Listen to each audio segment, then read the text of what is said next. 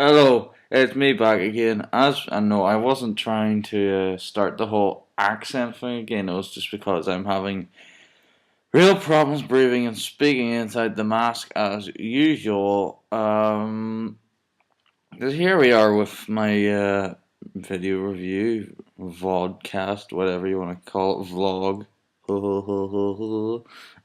for Matt Dillon's City of Ghosts. Now, I've looked at the critical consensus on this on Rotten Tomatoes, and it sits at something like 43%. I'm not quite sure exactly off the top of my head, but it's something like that.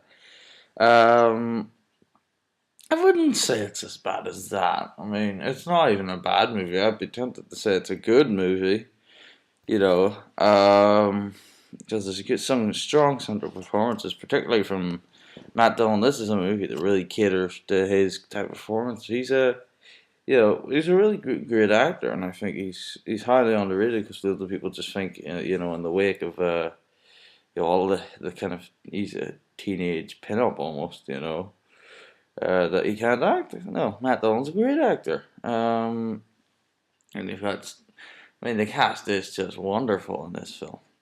Stellan Skarsgård, James Caan, I think Natasha Mitchell is in there as well. Gerard Depardieu, who gets a small part as well, is in it. But it's very nuts and bolts. I'm not saying it's not bad nuts and bolts. One of the best things about the film, and it succeeds for the most part in its convictions in doing this, is letting the film unfold without being explicit. We go into this movie and we're thrown into Cambodia and Thailand and the idea of corruption and money, and it's all very, secretive. We don't know why Matt Dillon's going there. He just is, and as it unfolds, it doesn't explicitly tell us these things for the most part. Like I said, for the most part, it does kind of screw that around the last 40 minutes of the movie, but it's very skillfully told, and though it just unfolds, it's very good. Um, that said, there are problems, like I said, it doesn't have the strength of the conviction. So by the end of it, it is actually having the actors verbally say out blah blah blah plot point, as opposed to letting the story unfold itself. But also, it looks the part. The cinematography, which I'm gonna check here because I'm not good enough to know off the top of my head. It's by Jim Denault, and it looks terrific. It's a very finely shot movie, in Thailand and Cambodia. Um, I quite liked it, well, no, I didn't quite like it. I would have to give City of Ghosts. Well, let's see. I'm looking at the hands. The hands. I know my finger is still broken. I don't know if you can see it or not. The joint's still a bit fucked, so.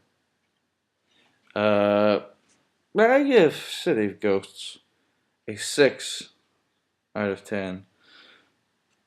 A 6 out of 10 because, I mean, it's one of those movies, it's good, but it can be very frustrating.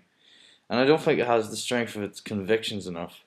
The movie I'd compare it to would actually be Anton Corbin's The American with George Clooney, in which the mystery lets itself unfold and it's consistent throughout, and it gives you a greater emotional uh, participation in the film.